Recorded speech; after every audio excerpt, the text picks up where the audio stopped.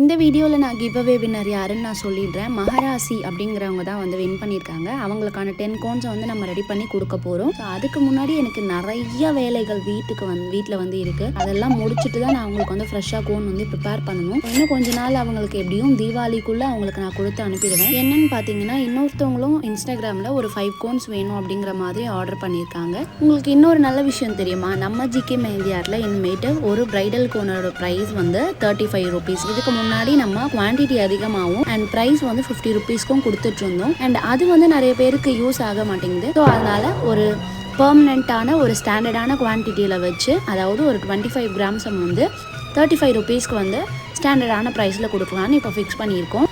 அதனால வந்து give away வின்னருக்கு வந்து 50 ருபீஸ் கொடுக்காம இருப்போம்லாம் கிடையாது. ஸோ இப்போ போயிட்டுருக்க அந்த கிவ் அவே வின்னருக்கு வந்து நம்ம 50 ருபீஸ் வர்த் இருக்க ஒரு கோன் தான் வந்து கொடுக்க போகிறோம். எனக்கு ஏன் இவ்வளோ டிலே ஆகுது கிவ் அவே கொடுக்கறதுக்கு அப்படின்னா, நான் ஒரு ஆளே தான் வந்து எல்லாமே மேனேஜ் பண்ணிட்டுருக்கேன். ஸோ அதனால கொஞ்சம் மேபி டிலே ஆகலாம். அண்ட் வீட்டில் இருக்க ஒர்க்ஸும் பார்க்கணும், இதையும் பார்க்கணும், கிட்ஸையும் பார்க்கணும். அதனால கொஞ்சம் அட்ஜஸ்ட் பண்ணிக்கோங்க. ஸோ நான் ஒரு ஆளே பார்க்கறதுனால எனக்கு இவ்வளோ கஷ்டமாக இருக்குது. வேறு ஒன்றும் கிடையாது. நம்ம வீடியோக்குள்ளே போயிடலாம். So day in my life தான் பார்த்துட்ருக்கோம். மழை வர்றதில்ல, அதனால கொஞ்சம் சீக்கிரமாகவே துணியெல்லாம் எடுத்துருவோம்னு சொல்லிட்டு ஒரு 3 மணிக்கு போய் துணியை எடுத்துட்டேன். அதுதான் ரொம்ப பெரிய தப்பாகிடுச்சு. ஏன்னா இவ்வளோ ஒரு பிரைட்னஸ் இருக்கும்போது எனக்கு தலைவலி வந்து ஆட்டோமேட்டிக்காக ரைஸ் ஆயிரும், எப்படின்னே தெரியாது.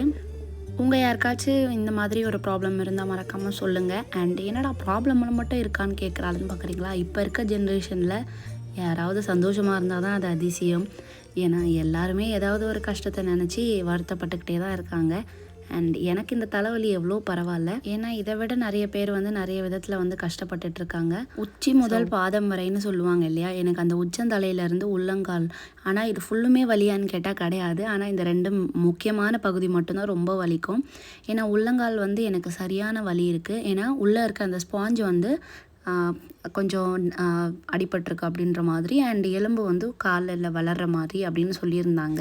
மற்றவங்கெல்லாம் கஷ்டப்படுறத பார்க்கும்போது இதெல்லாம் எவ்வளோ பரவாயில்ல அப்படின்னு தோணும். வெளியே நிறைய பேர் வந்து நிறைய இதில் கஷ்டப்படுறாங்க. ஏதோ கடவுள் புண்ணியத்தில் எனக்கு இது சின்னதாக போச்சுன்னு சொல்லிட்டு நான் சந்தோஷப்பட்டு, அண்ட் அதை எப்படி சரி பண்ணலாம் அப்படின்றதுக்காக நான் வந்து முயற்சி எடுத்துகிட்ருக்கேன். அண்ட் அதனால் வீட்டு வேலைகள் எல்லாம் செய்யாமல் இருக்க முடியாது இல்லையா? ஸோ அதனால் எல்லா டீப் க்ளீனிங்னால் எல்லாமே ஃபுல்லாக எடுத்து நம்ம அலசி ஆராயணும்.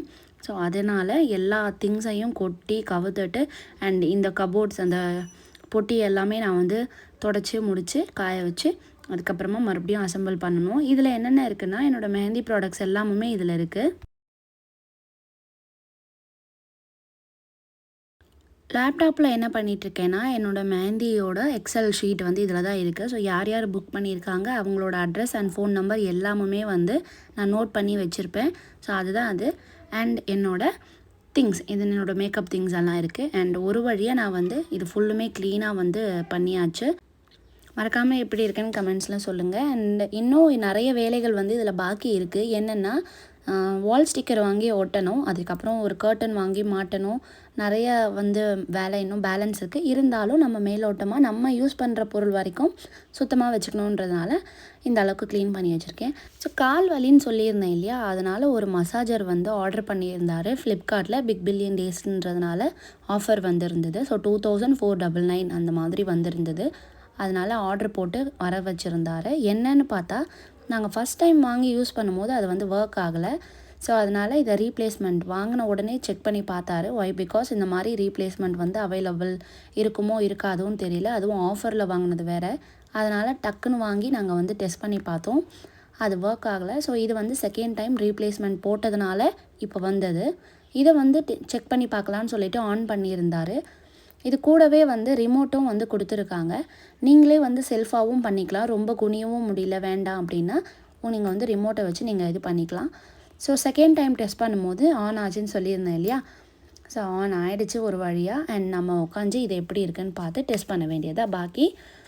வாவ், எனக்கு நிஜமாகவே இது வந்து ஒரு மாதிரி சூப்பர் ரிலீஃபாக இருந்தது, பக்காவாக இருந்தது.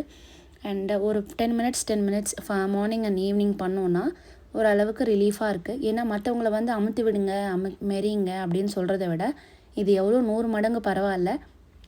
யாருக்காவது நீங்கள் பரிசு கொடுக்கணும் அப்படின்னா இது நல்ல ஒரு பரிசாக இருக்கும். கிஃப்டாக இருக்கும். நல்லா யூஸ் ஆகிற ஒரு பொருள். ஸோ மறக்காமல் வந்து இதை வந்து இதோட லிங்க்கை வந்து நான் கீழே கொடுக்குறேன், மறக்காமல் செக் பண்ணி பாருங்கள். ரொம்ப லாங் வீடியோ வந்து பேசியே போடுறதுனால கொஞ்சம் தடுமாறுது, கொஞ்சம் பொறுத்துக்கோங்க. ஓகே, அது முடிச்சுட்டு பார்த்திங்கன்னா மதியம் வச்ச சாப்பாடு வந்து கம்மியாக தான் இருந்தது வழக்கத்தை விட. அதனால் அவர் வந்து எனக்காக பரோட்டா வாங்கிட்டு வந்தார். எப்போவுமே பிரித்து கொடுத்துருவார். ஸோ அவர் வந்த உடனே பிரித்து சாப்பிட வேண்டியது தான். ஏன்னா இது ஃப்ரண்ட் கேமரா வச்சு நான் பண்ணிகிட்ருக்கேன், அதனால தான் உங்களுக்கு ஒரு மாதிரி பிளர்ரியாக இருக்கும். ஸோ மறுநாள் பார்த்திங்கன்னா எந்திரிச்சு நேராக ஃப்ரெஷ்ஷப் ஆகிட்டு இட்லி ஊற்ற வந்து கிளம்பியாச்சு. ஒரு மாதிரி இட்லி கடை போட்டுட்ருக்க மாதிரியே எனக்குள்ளேயே ஒரு ஃபீலிங். ஏன்னா பசங்களுக்கு வந்து இது கொஞ்சம் ஈஸியாகவும் இருக்கும் சாப்பிட்றதுக்கு. அண்டு அதுதான் எனக்கும் கொஞ்சம் டைம் சேவ் ஆகும்னா அந்தளவுக்குலாம் கிடையாது. கொஞ்சம் லைட்டாக தோசை சுடுறத விட இது எவ்வளோ பரவாயில்ல அப்படின்னு தோணும். எப்போயாவது வந்து தோசை சுடுவோம், ஆனால் எப்போவுமே இட்லி தான் சுடுவோம்.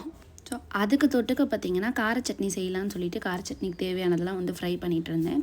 கடலைப்பருப்பு, உளுந்தம்பருப்பு, கொஞ்சம் முந்திரி, அப்புறம் காஷ்மீரி மிளகா, அதுக்கப்புறம் மிளகு, சோம்பு, சீரகம் இதெல்லாம் போட்டு வதக்கிட்டு பெரட்டிட்டு அது கூடவே வந்து தக்காளி, வெங்காயம், பூண்டு வந்து போட்டு நல்லா வந்து ஓரளவுக்கு வதக்கிடணும். அப்படி பண்ணும்போது நல்லா வாசனை வந்துச்சுன்னா நீங்கள் கரெக்டாக பண்ணுறீங்க அப்படின்னு அர்த்தம். ஸோ வாசனை கண்டிப்பாக வரணும். அது வேணும்னா உங்களுக்கு கொத்தமல்லி, கருவேப்பிலை வந்து நீங்கள் அடிஷ்னலாக வந்து ஆட் பண்ணிக்கலாம். ஸோ நான் வந்து இதுவே போதும்னு சொல்லிவிட்டு இப்படியே நிப்பாட்டிட்டேன். அண்ட் விஷு வந்து என்கிட்ட பேச ஆரம்பிச்சிட்டான். அடிக்கடி விஷு வந்து என் கூட வந்து கிச்சனில் வந்து அசம்பிள் ஆயிடுவான். ஏன்னா டிவி ஆஃப் பண்ணியிருக்கும் போது மட்டும். டிவி ஆனில் இருந்தால் சார் வந்து இந்த பக்கம் வரவே மாட்டார். ஸோ கார சட்னி வந்து ஓரளவுக்கு வெந்துருச்சு. அதனால் இதை வந்து அப்படியே எடுத்து ஆற வச்சுட்டு நம்ம மிக்சியில் போட்டு அடித்து ரெடி பண்ணிக்க வேண்டியது தான். ஏன்னா பசங்களுக்கு வந்து குவார்ட்டர்லி லீவு விட்டுட்டாங்க. ஸோ அதனால் வேறு வழி இல்லை, நம்ம இவங்களை சமாளித்து தான் ஆகணும். ஓரளவுக்கு என்னால் முடிஞ்ச அளவுக்கு நான் சமாளிச்சுட்டு தான் இருக்கேன். இதுக்கு மேலே கடவுள் தான் பார்த்துக்கணும். ஏன்னா நிறைய 2 குழந்தைங்க வச்சுருக்க வீட்டில் வந்து அது எப்படி மேனேஜ் பண்ணுறாங்கன்னு எனக்கு நிஜமாகவே தெரியலை. ஸோ பெரியவங்க வந்து இல்லாமல் மேனேஜ் பண்ணுறது ரொம்ப கஷ்டமாக இருக்குது. அம்மா வீட்டுக்கு போனால் அம்மா ஃபுல் கண்ட்ரோல் சார்ஜ் எடுத்துப்பாங்க. ஸோ நமக்கு வந்து கொஞ்சம் கஷ்டமாகவே தான் இருக்குது எல்லாமே மேனேஜ் பண்ணுறதுக்கு. அந்த காலத்துலலாம் எப்படி பண்ணாங்க நிஜமாகவே எனக்கு தெரியல, சீரியஸ்லி. ஓகே, ரொம்ப ஃபிலாசபி பேசாமல் இப்போ நான் அடுத்தது என்னென்னு கதைக்குள்ளே வரேன். அடுத்ததாக பார்த்தீங்கன்னா ஹெர்பென்னான்னு சொல்லிட்டு ஒரு பேஜ் இருக்குது இன்ஸ்டாகிராமில். அவங்கக்கிட்ட இருந்து நான் ஹென்னா பவுடர் வந்து ஆர்டர் பண்ணியிருந்தேன். நான் ஏன் வந்து நார்த் இந்தியன்ஸை சூஸ் பண்ணுவேன்னா, அவங்கக்கிட்ட குவாலிட்டி நல்லா இருந்தாலும் ப்ரைஸ் வந்து கொஞ்சம் ஆவரேஜாக இருக்கும். நான் சென்னை சைடில் இல்லை தமிழ்நாடு உள்ளே சேல் பண்ணுறாங்க அப்படின்னா ரீசெல்லர்ஸ் இருக்காங்க இல்லையா, ஸோ அவங்கள மாதிரி அந்த மாதிரி வாங்கும்போது ப்ரைஸ் வந்து டபுள் த ரேட் வந்து இருக்கும். அண்ட் அதே மாதிரி டபுள் த ரேட் இருந்தாலும் நமக்கு சீக்கிரமாக டெலிவர் ஆகிடும், அது ஒரு அட்வான்டேஜ். இவங்கக்கிட்ட அட்வான்டேஜ் வந்து ப்ரைஸ் நல்லா ஆவரேஜாக இருந்தாலும் டெலிவரி டைம் வந்து எக்ஸ்ட்ராவே எடுக்கும். உங்களுக்கு ஒரு 1 மந்த் முன்னாடி வேணும்னா நீங்கள் இப்போவே போட்டுடணும், அந்த மாதிரி ஒரு டெலிவரி டைம். ஏன்னா நான் இது ஒரு 20 டேஸ் முன்னாடி போட்டு எனக்கு இப்போ தான் ரிசீவ் ஆச்சு. அடுத்தடுத்த வீடியோவில் வந்து நான் இன்னும் கொஞ்சம் டீட்டெயில்டாக வந்து நான் எல்லாமே ஷேர் பண்ணுறேன். அண்ட் மறக்காமல் லைக் பண்ணிடுங்க அண்ட் சப்ஸ்கிரைப் பண்ணிடுங்க. அண்ட் ஆல்சோ வந்து அந்த பெல் ஐக்கான் இருக்குல்ல, அதையும் வந்து கிளிக் பண்ணிடுங்க. அடுத்த வீடியோவில் உங்கள் எல்லோரும் மீட் பண்ணுறேன். வேறு ஏதாவது டவுட் இருந்தாலும் கமெண்ட் செக்ஷனில் கேட்கலாம். ஓகே, ஸோ நான் முடிஞ்ச அளவுக்கு கிளியர் பண்ணுறதுக்கு பார்க்குறேன்.